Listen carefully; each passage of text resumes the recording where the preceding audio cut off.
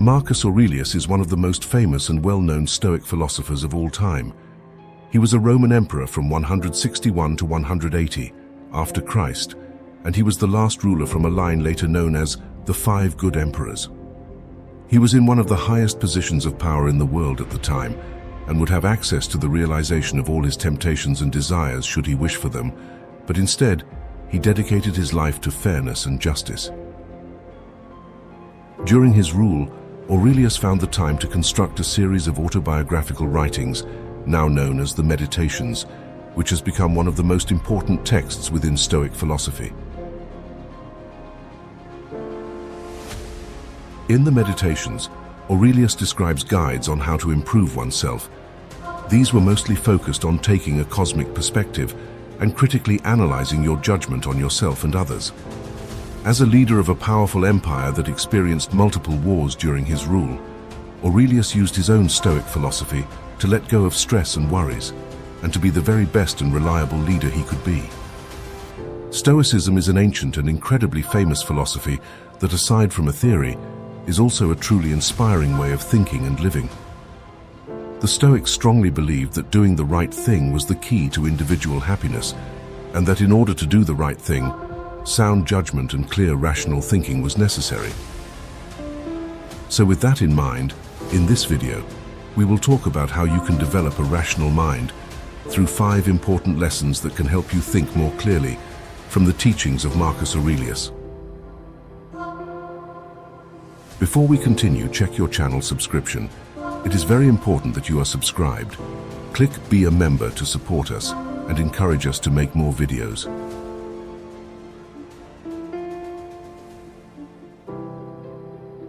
Lesson 1. Train your perception. Marcus Aurelius says, "Choose not to be harmed and you won't feel harmed. Don't feel harmed and you haven't been." One of the greatest lessons of Stoicism is to take control of your perception. We're used to judging everything we come across. Any event we experience, any people we meet, sights we see, all of them get a value judgment. Something was either bad, good, boring, fun, beautiful, ugly, etc. This is, unbeknownst to us, a very exhausting practice, and also one that might affect our lives for the worse. For example, judging every interaction you have on a particularly hard day as awful gives the day itself an even more negative view. If you label a party you went to as boring, that is all it will be, that one boring part of your week. We often let our initial judgments of things be influenced by our emotions, which means that they are most likely not entirely rational. Furthermore, our tendency to judge every moment of our lives goes hand in hand with a tendency to talk in metaphors and hyperboles that make things seem worse.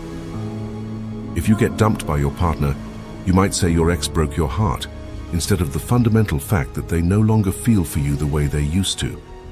This way of speaking, or rather, this way of thinking, shapes how you feel.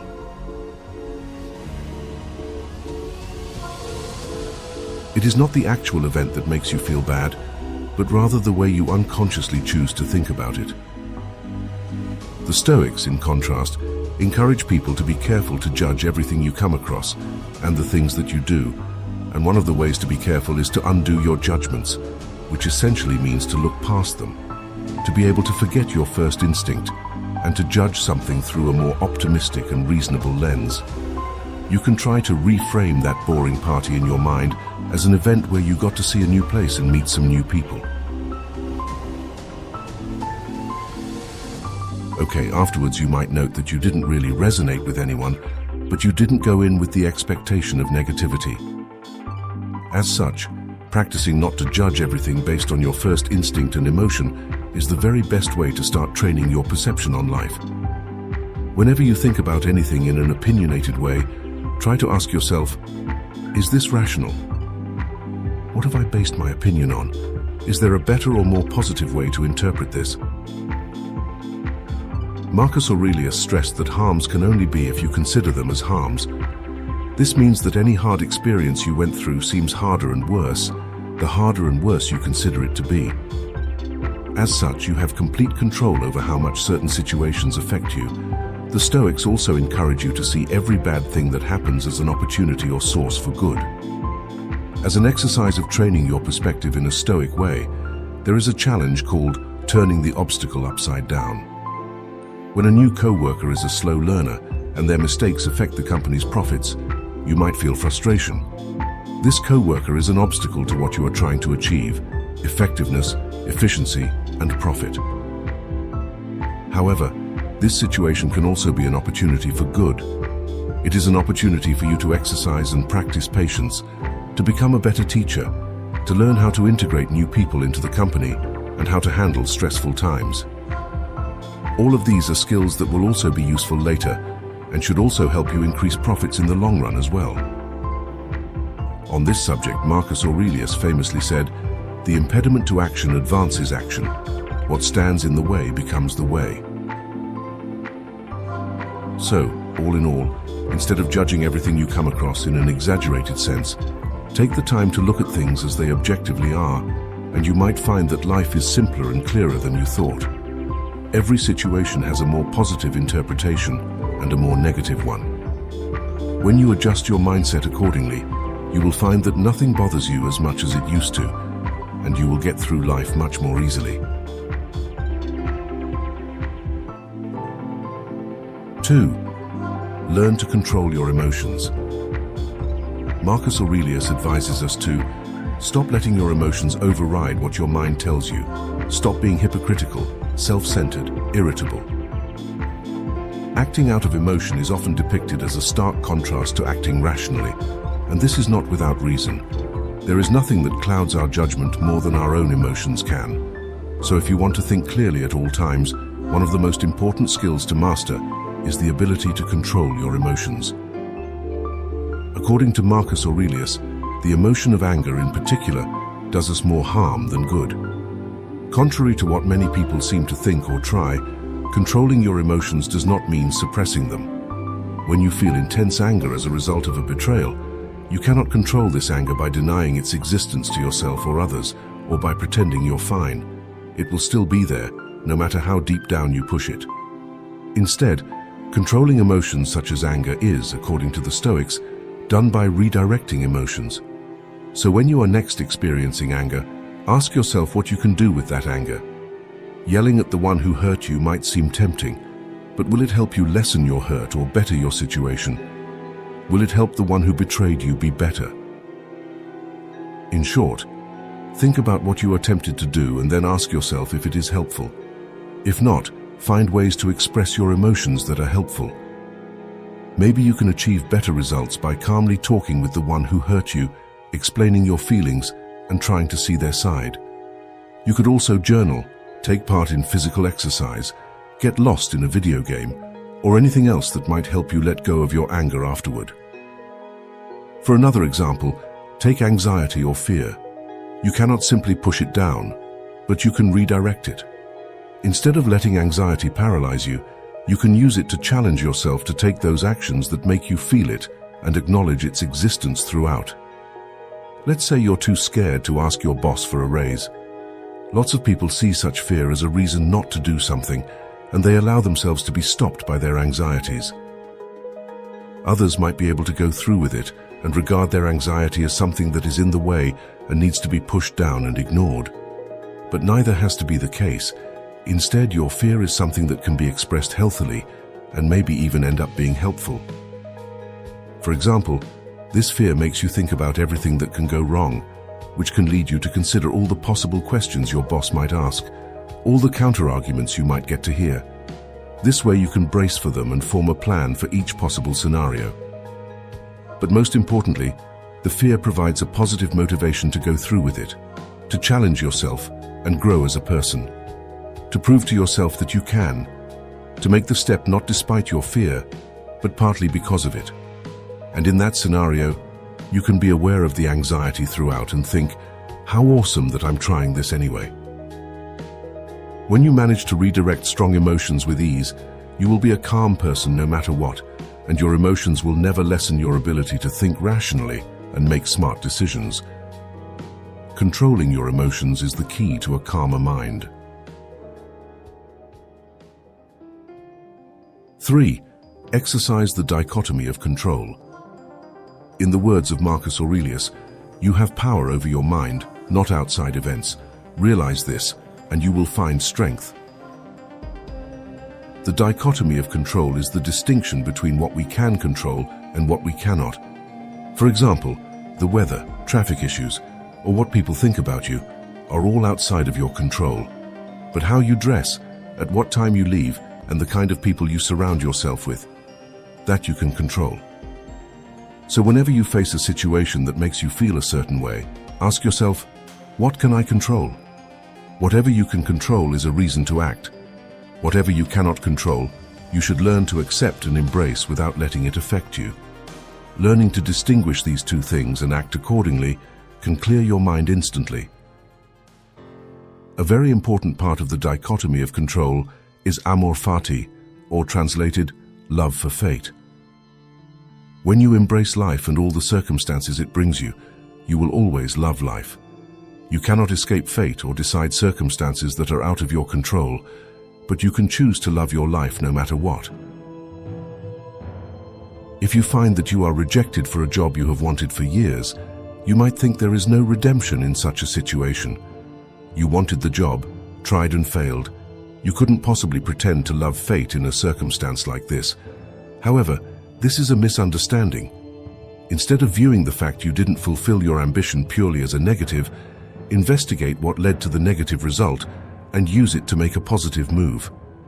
Either the reason you didn't get the job was a failure on your part, in which case this is something you can control. You can work on those failings and try again when a similar opportunity appears in the future. Or the reason was an external factor, like nepotism or a personality clash with a member of the hiring staff. This was never in your control, meaning the opportunity never truly existed, and there's no point getting upset over something that has never existed. One part of accepting fate is distancing yourself from a fixed outcome and from external markers of success. If you want to be a writer, for example, and measure your success by the amount of sales your book makes, then you will let your success be controlled by the arbitrary book market of the time. But if you choose to measure your success by how satisfied you are with your finished product, or by the amount of work you put into it, then you are in control of your success. So by all means, make sure to do everything in power to try and achieve your goals, but never forget that you might not achieve them, and accept this possibility in advance. If we occupy ourselves only with what is in our control, and vow to accept everything that isn't the exact way it comes, then one will find themselves being calm, whatever happens. 4. Embrace the virtues. Quoting Marcus Aurelius, "Delve deep within yourself, for a wellspring of goodness is ready to gush forth if you persist in your quest." A virtue can be seen as an excellence of character, or more simply put, morally upright behavior. Such behavior not only benefits you and those around you, but also contributes to the greater good. Stoicism embraces the idea of an interconnected universe where everything and everyone share a link. Consequently, what serves the greater good eventually benefits you as well. Thus, the Stoics firmly believed that those most in harmony with reason were the ones who dedicated themselves to the broader welfare. In other words, they practiced virtues. Contrarily, the absence of virtuous conduct is attributed to ignorance, according to the Stoics.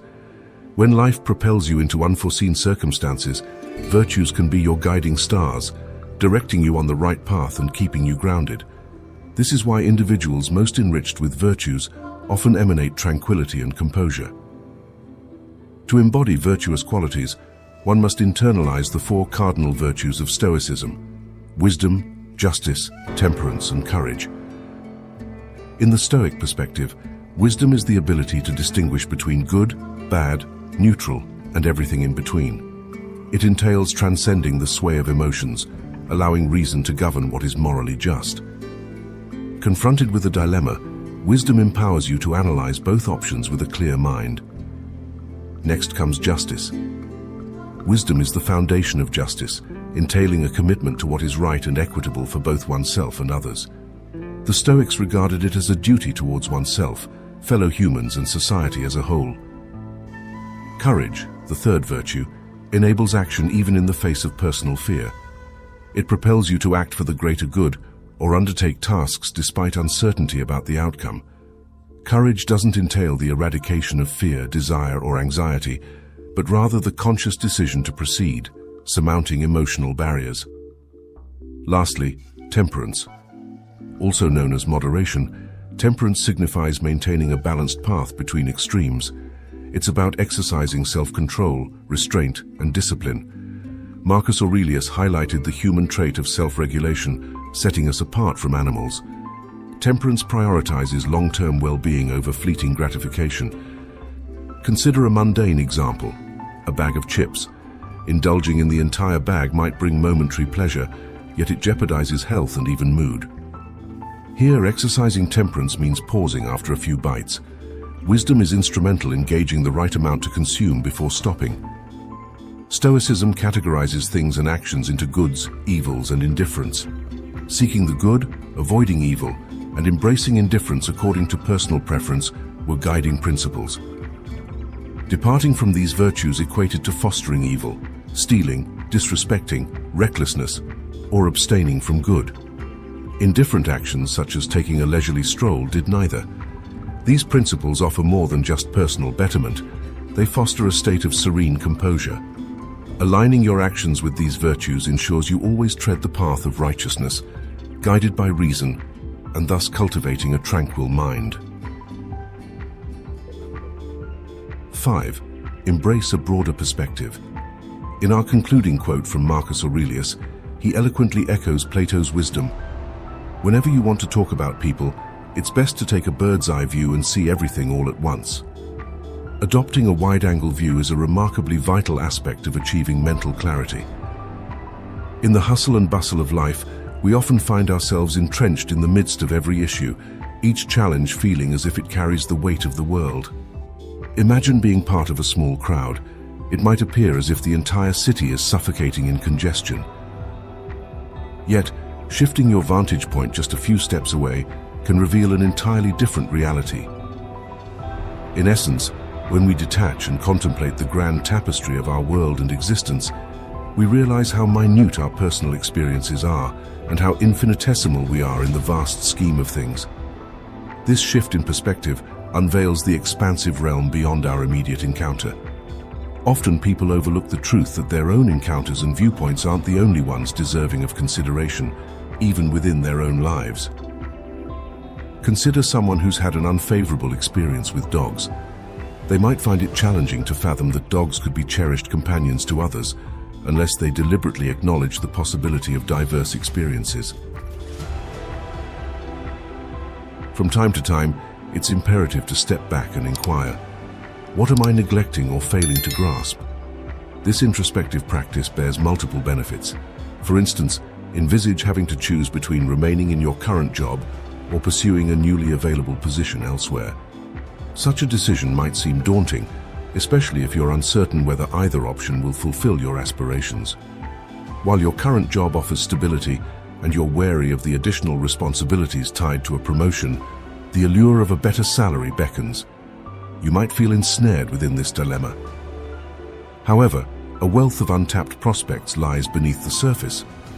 Have you contemplated venturing into a completely different field, or exploring a side venture that complements your current job? Perhaps immersing yourself in a passion to shift your focus away from tasks you find less appealing. It's entirely plausible that numerous unexplored avenues in life are eluding your awareness.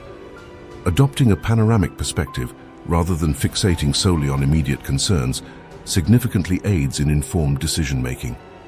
Broadening your scope isn't only valuable for determining priorities, but also for shaping your opinions. To form a comprehensive judgment, it's imperative to consider all facets and possibilities within a given situation. Moreover, stepping back signifies distancing yourself from personal biases and viewpoints. Temporarily relinquishing your desires can offer a fresh vantage point, prompting you to reflect on those around you and your responsibilities towards them. In the intensity of the moment, you might perceive an action like littering as inconsequential. However, when you pause and widen your perspective to encompass the entirety of the world and the potential consequences if everyone were to follow suit, the insignificance of your inclination to litter becomes starkly apparent in contrast to the well-being of the planet. As previously mentioned, the Stoics firmly believed in the interconnectedness of everything in the world, positing that the overall betterment of the world inherently contributes to one's personal well-being. Hence, taking a step back to embrace a global viewpoint rather than solely focusing on your own life holds immense significance. Confronted with a decision, adversity, challenge, or life-altering change, you have the capacity to pose introspective queries. Whether in the heat of the moment or later on, perhaps while strolling outdoors or during a reflective journaling session, an activity that Marcus Aurelius particularly advocated, these questions allow you to delve deeper into your thoughts and actions.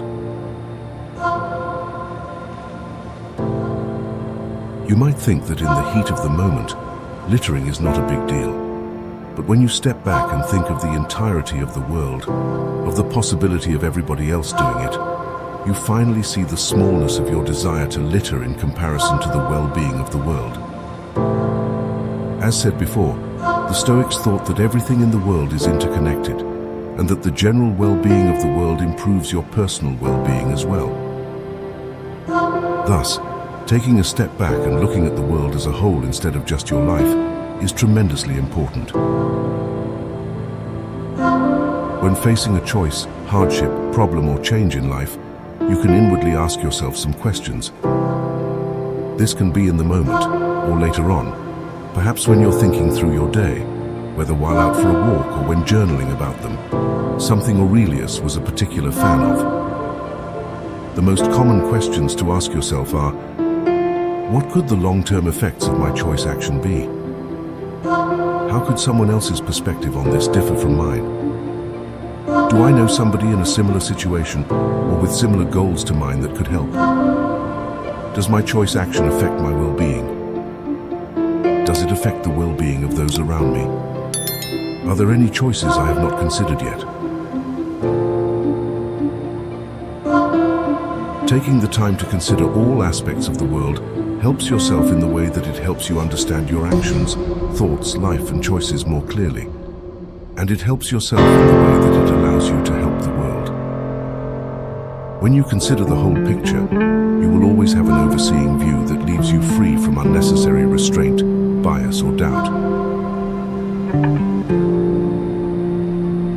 If you enjoyed this video, please make sure to check out our playlist, and for more videos to help you find success and happiness using ancient philosophical wisdom, don't forget to subscribe, and if you can, become a channel member.